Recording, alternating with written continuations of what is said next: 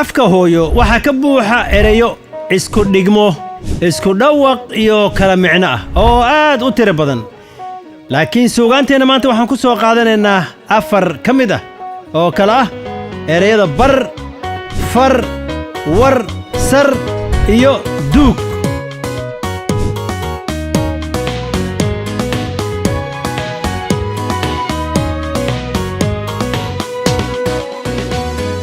ballantiyo kulanteenu waa bartigeedka wayn lahayd waa bar bulshada meesha imanaysaa wax bar buugga qaado qalinka qaado wax bar wiilkayga wejigiis waxaa ku taal bar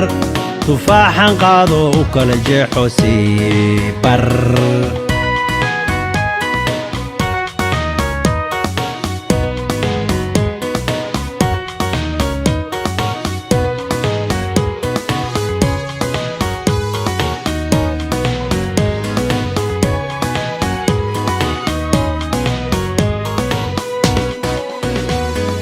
dhala macsara muruqi haya kaalay iga duug si wacan oo wanaagsan muruqa iga duug macawistayda yay halaabin ii keen mara ah duug calal dhammaaday weliba duug ah ii keen calal aduug qashinka daadsan dibadda yaalla ha ka tallaabsan duug caafimaadku waxu dhimaaya kaalay qashinka duug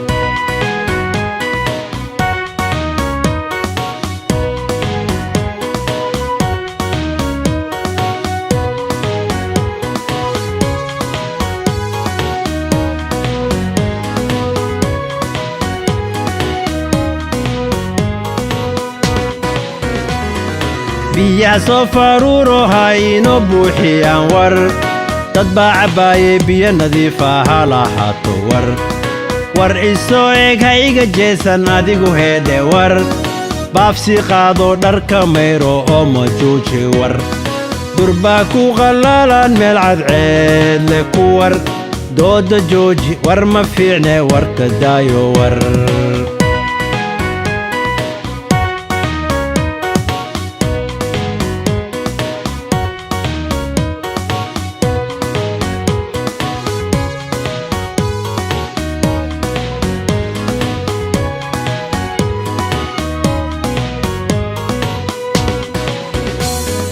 sakiintan qaado qolofka boogta maasha hoosar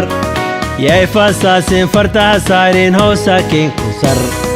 ha ku bogsootee ha la socdaalin aayar ku seexo sar geedka weyn sarta taalla aayar ku seexo sar sarta dheere meesha ku taalla marna ha fuulin sar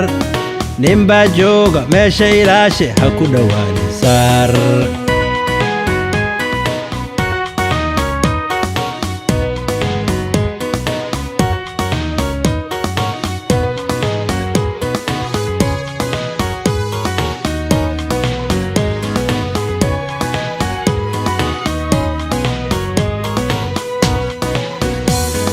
beerta soo ee webiga waxa ka timaad far waa far dheer oo biyaha qaado waa far ka dheero oo ha u dhowaanin hana saarin far bir dheer qaado meelaha xiran adigu soo far wiilka dheeree beerta jooga amarkayga far wax ma qoro mana akhriyo u bilow far